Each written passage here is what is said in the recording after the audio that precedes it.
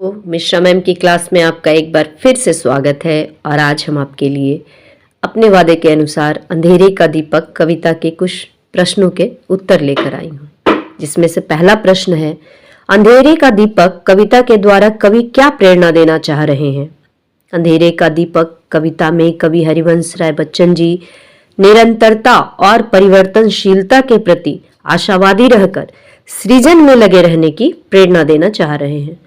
कवि कहते हैं कि जीवन में कभी निराश नहीं होना चाहिए, बल्कि धैर्य धारण करके दुख रूपी अंधकार में भी आशा रूपी दीपक जलाकर सुख की कल्पना हमें करती रहनी चाहिए। अर्थात प्रकृति में सृजन और संहार का क्रम निरंतर चलता रहता है, क्योंकि समय अस्थिर है। समय कभी स्थिर नहीं रहता, एक जैसा नहीं रहता। सुख दुख प्रकृति का एक अटल सत्य नियम है और दुख के समय हमें धैर्य नहीं खोकर आशावादी रहना चाहिए।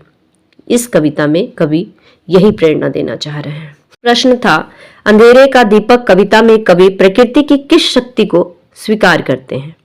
तो इसका उत्तर हम इस तरह से दे सकते हैं कि जो बसे हैं वे उजरते हैं, प्रकृति के इसी जड़ नियम को कवि स्वीकार करते हैं। जैसा कि उन्होंने एक पंक्ति लिखा भी है कि जो बसे हैं वे उजरते हैं। तो वे प्रकृति की शक्ति को स्वीकार करते हुए कहते हैं कि उन शक्तियों के सामने किसी का जोर नहीं चलता है।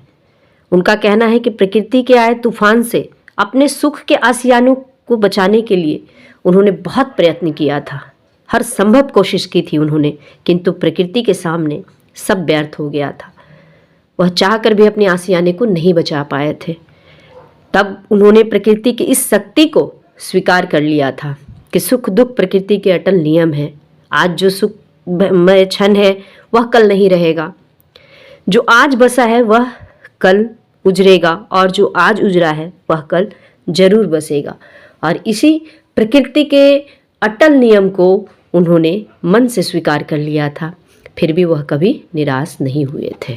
मेरा तीसरा प्रश्न था, पर अधीरता पर समय की मुस्कुराना कब मना है। इस पंक्ति का आशय स्पष्ट करें एवं अधीरता का अर्थ लिखें। तो दोस्तों, अधीरता का अर्थ होता है अस्थिरता या जीवन में आया हुआ उतार चढ़ाव। तो कवि हरिवंश राय बच्चन जी ने इन पंक्तियों में अपने सुखद क्षणों का वर्णन किया है। उसे याद करते हुए कहते हैं कि एक समय ऐसा था कि जब किसी प्रकार की कोई चिंता हमारे पास नहीं थी। अंधकार रूपी दुख तो दूर, उसकी कोई छोटी सी परछाई छाया भी हमारे आसपास नहीं थी। वो हर समय प्रसन्न मुद्रा में रहा करते थे। किसी व्यक्ति के साथ बातचीत करने पर चिंता मुक्त मस्ती भरी बातें सब समय उनके मुख से निकला करती थी। कवि कहते हैं कि हम इतने अधिक खुश रहते थे कि जिसे सुनकर प्रसन्नता से युक्त बादल भी शर्म खा लिया करती थी।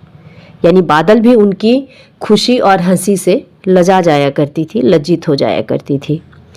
किंतु समय का चक्र इस प्रकार से परिवर्तित हुआ, इस प्रकार से बदला कि वह अपने साथ कवि के सारे उल्लास और हर्ष के क्षण समेट कर ले गया। फिर भी कवि आशा को नहीं छोड़ते हैं। कवि हर पल आशावादी रहते हुए प्रसन्न रहने की कोशिश करते हैं। वह कहते हैं कि समय जो है अस्थिर है, वह एक जैसा कभी नहीं रहता। तो संकट के समय हमें धैर्य धारण कर प्रसन्नचित्त रहना चाहिए, क्योंकि जीवन में उतार चढ़ाव बना ही रहता है।